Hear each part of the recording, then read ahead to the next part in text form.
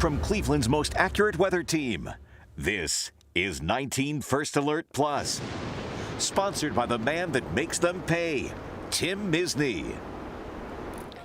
And good morning, I'm Dan DeRose with 19 News, coming to you from our digital desk. It is a First Alert weather day. I wish we had better news for you that after last night's round after round of punches being thrown at Northeast Ohio, we are in yet another First Alert weather day. It is going to be a hot day, followed by storms, and to throw a little bit more on top, yes, the east side of Northeast Ohio just had a minor earthquake. I want to reiterate that this was extremely minor. Going to bring in 19 First Alert meteorologist Kelly Doback to tell us about the earthquake first, and then we'll get to the First Alert weather day. Kelly, the hits just keep coming.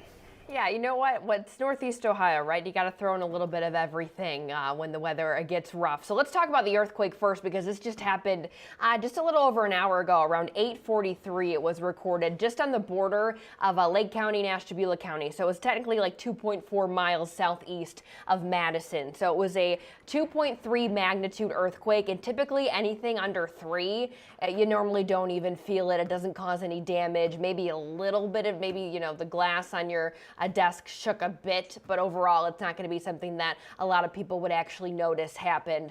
So overall, pretty low impacts from it. Just, something to add to the day of or overnight of crazy weather. Just, add an earthquake into the mix there. And Kelly, you are extremely intelligent, and I hope I'm not throwing you a curveball here. Is there any way, and I'm not even sure if this falls into your parameter, we saw this happen in California when they got hit with torrential rains. It was then followed by an earthquake. Is there any way to maybe associate, and you may not even be able to answer this, is this maybe something because of all the rain now down into the ground? Any idea? Well, I mean, definitely, you can't rule it out, that's for sure. I mean, when you get things that are so abruptly changing in the weather, that can, potentially affect earthquakes. Now, most of the time, and there's been a lot of research on this done, it's pretty unlikely that there's a connection between the two, but heavy periods of rain can provoke, earthquake faults, which I know we have one over on the east side, even though it is small. So there is a possibility that there is at least a small connection between the two. See, that's why I said you were so intelligent. You're on it, all things on this. Let's get to today's weather. I'm going to pull up this picture here, our Science Center camera that's looking at some nasty skies yet again.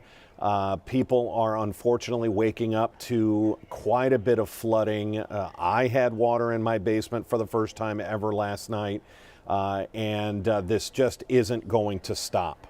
Yeah, and I kind of want to explain why this is happening and why it's not stopping, because there is a reason behind it, and there's a reason all of the weather models and all of the weather data are having a really tough time picking up on, what's continuing to happen, why rain is still coming down. So before I kind of get into the science behind it, I did want to give an update on what First Alert Doppler radar looks like right now, and that's what I have pulled up on my weather computer here, because Elyria is getting hit hard again. Lorain County, I can't tell you how many messages I've gotten about basements flooded, damage in Lorain County. And when I pull up here in a moment the radar estimated rainfall total, so Doppler radar can estimate roughly about how much rain it thinks has fallen in a certain amount of time. We're looking at like some spots seeing, just over half a foot of rain between yesterday afternoon and the overnight hours. And it doesn't matter, how strong of a sub pump you have.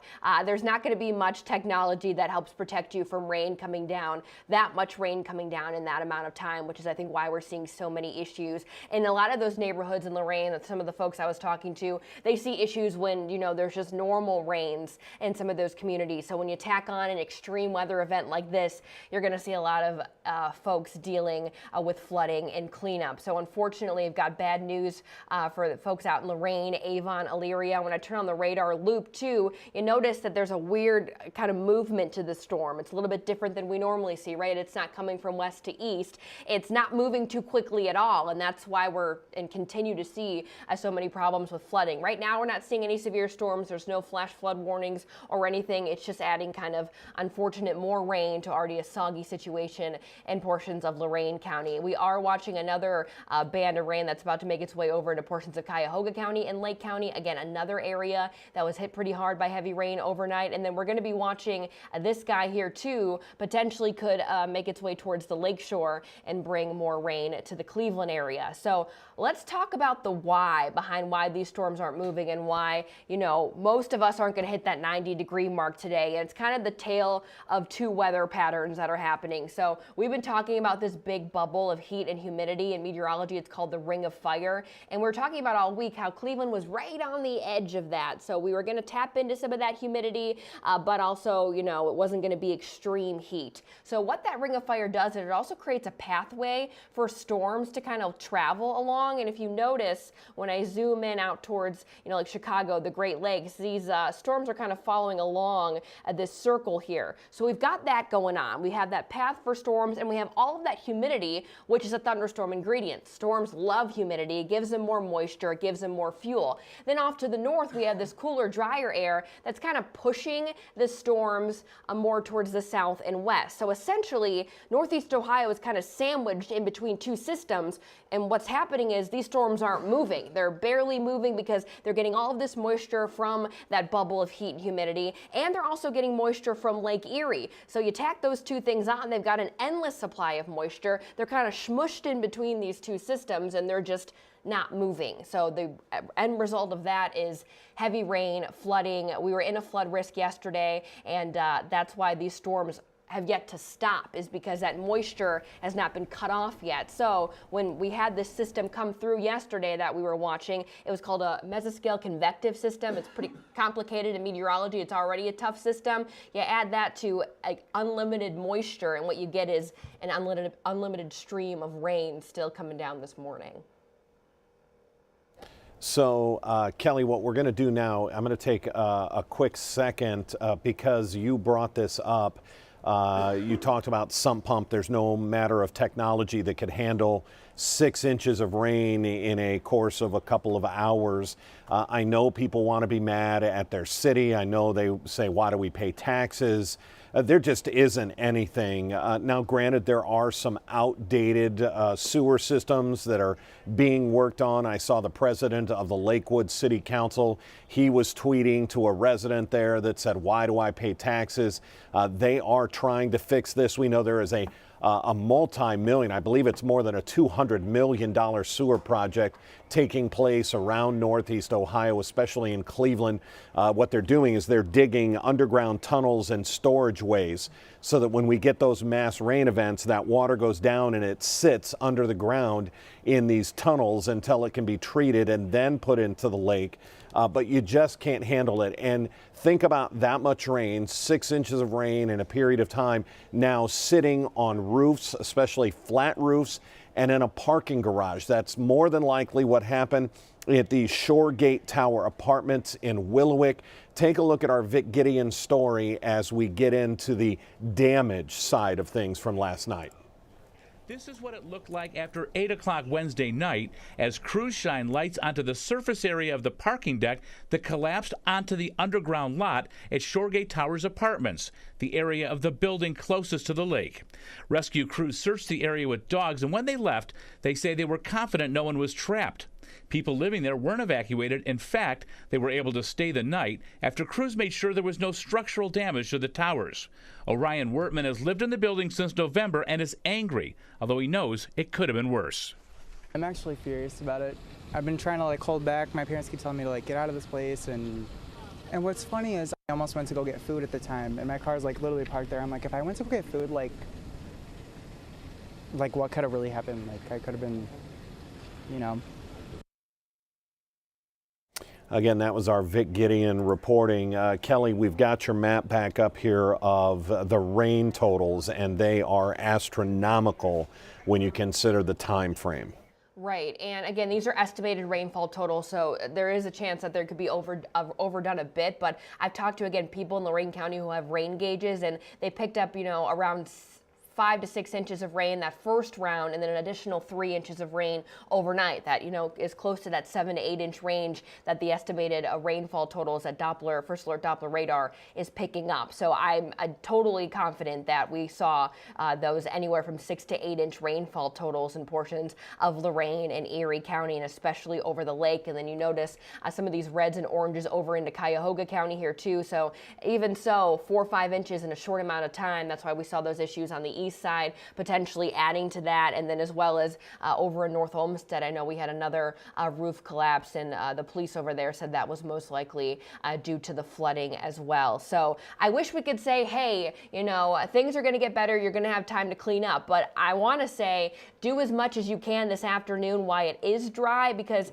the threat of severe weather isn't over yet. Now, again, it's all really dependent on how much rain sticks around during the day today, because, again, we need thunderstorm fuel for storms to get a little bit stronger. But there is a potential for another round of storms to come in tonight, Dan, and that could be strong to severe. Now, these ones should be moving a lot faster than what we're dealing with now, but still, even you tack on an extra 1-2 inches of rain very, very quickly in some of these areas that have already been hit so hard, we could be looking at flooding issues again tonight, as well as gusty winds and hail. I know some of the storms yesterday had hail as well. I had some reports of ping-pong-sized hail out in Lorain County as well. So unfortunately, we're not done with the severe threat just yet. We do have the threat of more storms later on tonight.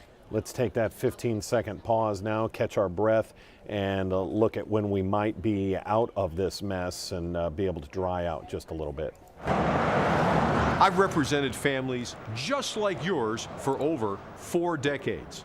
Listen, if you need me, call me. You know I'll be there for you, and I'll make them pay.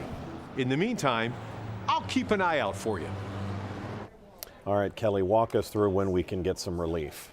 Yeah, after we get through tonight, Dan, it is looking so much nicer for the weekend. Now, it's still going to be humid, something to keep in mind if you are maybe getting out on the roof to assess damage and work on things over the weekend, especially the first part of the weekend, but temperatures will be back in the 70s. Now, again, that you see that 88 today, that's going to be super conditional of the rain that's around right now. It's not looking very likely that we're going to get that warm, at least in Cleveland. East side, it could see temperatures a little bit hotter, but overall, it's not looking like we'll be that warm. We'll still be very humid, though, which is, again, fueling more of those showers. But heading into the weekend, we have a lot of relief on the way here, mid-70s, overnight temps in the 50s, so plenty of time to clean up any damage. I know I did see some damage reports, too, swing sets down, sheds down, all that kind of stuff, roof damage. So a lot of cleanup going to be happening this weekend, and the good news is that the weather is cooperating with that. We don't bring back storm chances until Tuesday, Wednesday of next week. A few storms are back later in the day, Tuesday.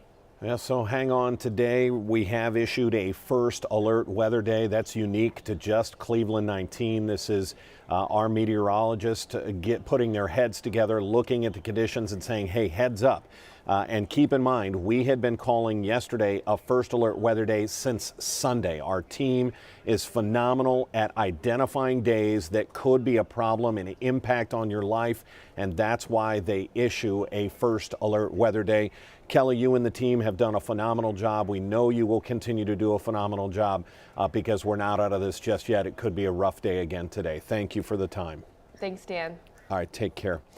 Again, we just want to make sure you're getting all the latest information. We're going to do weather on the hour, every hour, whether it's here on our digital platforms, whether it's at our 11 o'clock news, our noon news, then we'll be back here at 1 o'clock on our digital platforms, at 2 o'clock on our digital platforms, and then 3 o'clock when we start our news on Channel 19. We need to keep you updated. You need to be aware of what could happen later this afternoon as we look at live pictures out over the lake. It still does not look great. Here's another live picture. Work being done down at Edgewater, but you can see rain, and this is a live picture. That is rain out over the west side of the lake, and that is going to move in. So it is not over, and unfortunately, a lot of people are dealing with a gigantic mess today trying to get dried out, especially basements all over Northeast Ohio. We're going to have team coverage on this all throughout the day. It is a first alert weather day issue. There's just one station that does that. We do it. That is a Cleveland 19 apparatus that we use to make sure you're aware of what is about to happen throughout the rest of the day. We'll see in our 11 o'clock news just a little under an hour away, and then our noon news on Channel 19. Until then, I'm Dan DeRose with 19 News Now. Have a good afternoon. 19 News is everywhere. Download